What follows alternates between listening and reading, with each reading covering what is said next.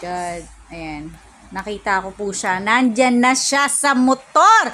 Kala mo naman kayang-kayang. Diyos ko, hindi ko alam kung reincarnation tong bata na to. Ano?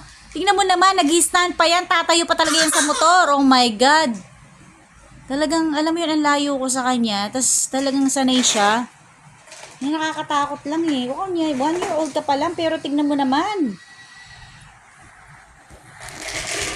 Tingnan mo, nag-stand siya. Oh my God, bata ka talaga. Nakakatakot. Ano ba yan? Mahulog ka! Biker ka ba before? Nabundab ka eh. Hirami na itong mga ano